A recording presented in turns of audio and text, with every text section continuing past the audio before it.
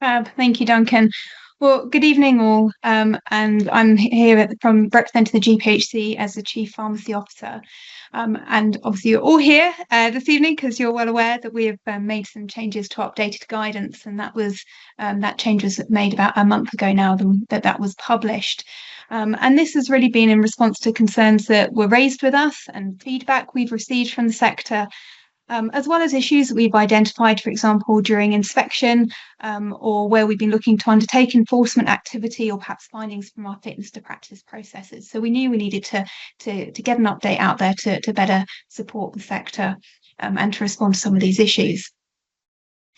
So in terms of the changes that we've made, these are just a couple of the headlines in case you're not already aware.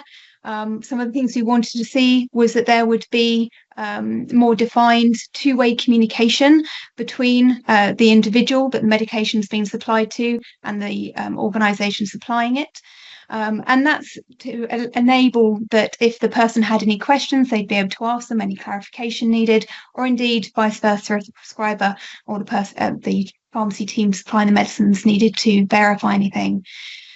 We also acknowledge that whilst there is a role for questionnaires, that they're not to be used in isolation, and that we're needing to, the team supplying medication needing to independently verify the information that the person was determined to deciding to provide.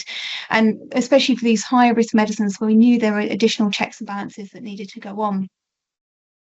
An example was around weight management medicines, and especially wanting to verify is the person at an appropriate weight, height, in order to calculate that body mass index, that BMI, to ensure that making that decision to supply the medicines was safe and appropriate. And for other medicines that we know to be liable to misuse, so things like opioids, we're also finding some inappropriate supplies going on, or indeed some that other medicines that may require more detailed monitoring, perhaps follow-up around blood pressure checks or blood tests, etc. So ongoing management too. So we just felt it was important to make this more explicit.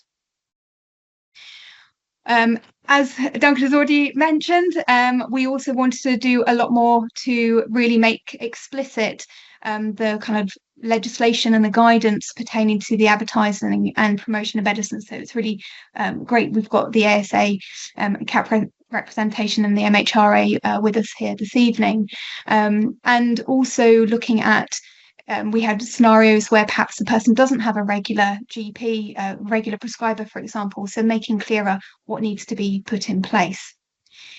The other thing we were coming across, particularly through our inspectorate activity, was identifying that there were sometimes some significant governance issues pertaining to where there weren't appropriate robust agreements in place with third-party prescribing services, and making sure that the pharmacy owners were and the superintendents ensured that the right due diligence had been undertaken.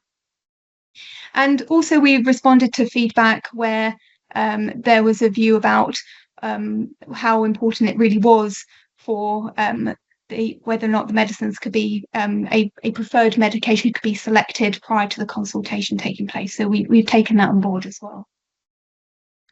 So now that this guidance has been published and quite widely disseminated, and we've written out to all pharmacy owners, superintendent pharmacists, we are expecting them to be well appraised of this updated guidance and to have in place the changes if indeed any were required. We remain fair and proportionate in terms of how we undertake our inspection activity and associated enforcement activity. So we do acknowledge that in some cases, if there were technological changes that need to be in place, we weren't necessarily expecting that all to be sorted, 24 hours later. We do acknowledge that.